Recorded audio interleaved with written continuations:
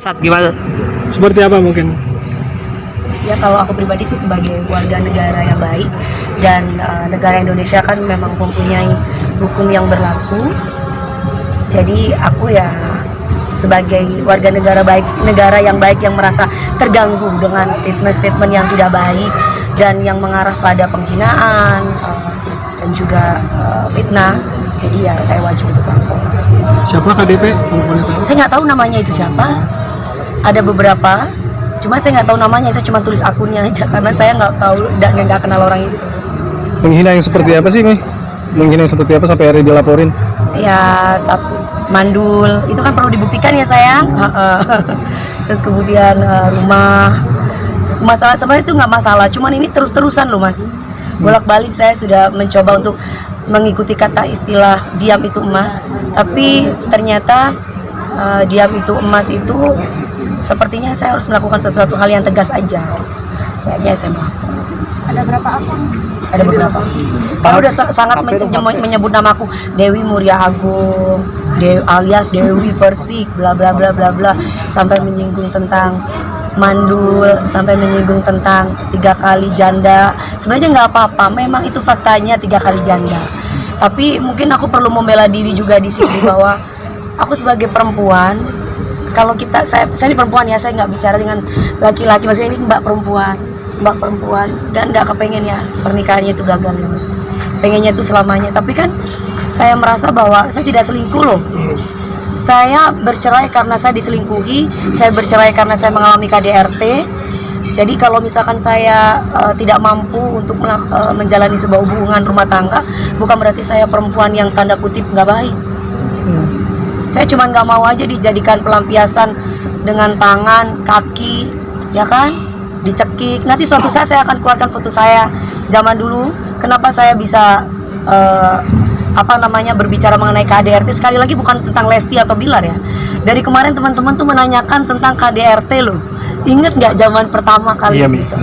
Jadi tapi sama mereka itu di seolah-olah itu saya berbicara tentang kedua orang itu. Akhirnya saya diserang. Saya nggak tahu apakah mereka memang membela secara naluri atau imitasi, saya nggak tahu. Sempat komunikasi nih dengan akun itu, Mi? Sempat komunikasi sama siapa? Sama akun yang haters itu?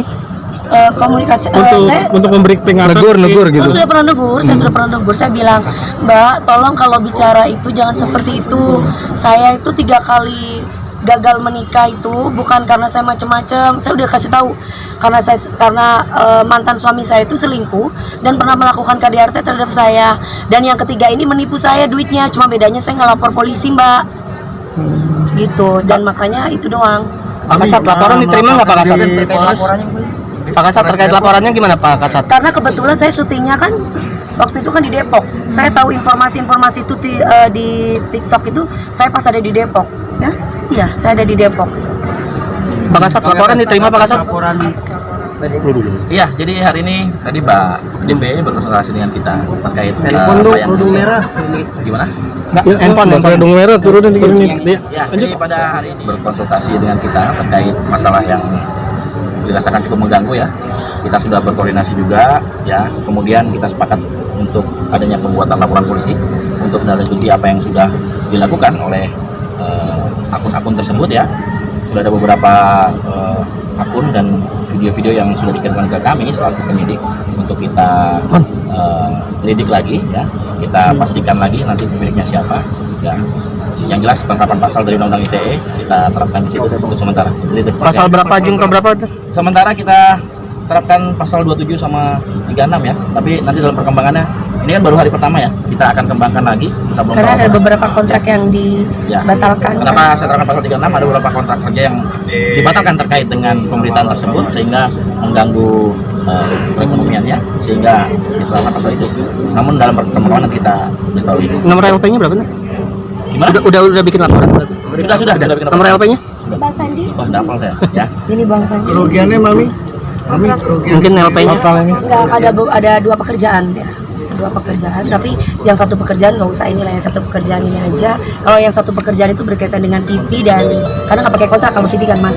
Tapi yang satunya lagi itu pakai kontrak. Jadi karena ada isu-isu ini loh rame-rame di TikTok apa segala macamnya. Jadi klien merasa bahwa waduh untuk sementara ntar dulu ditunda gitu. Itu kan juga merugikan aku. Sedangkan jadwalnya udah lama banget kan, udah 5 bulan yang lalu. Cuma gara-gara si perempuan itu kohar terus diberanda terus gini. Jadi intinya mereka nggak mau aku ada masalah dengan siapapun gitu loh. Mami, laporannya ini bersinambung dengan yang di Polres Selatan.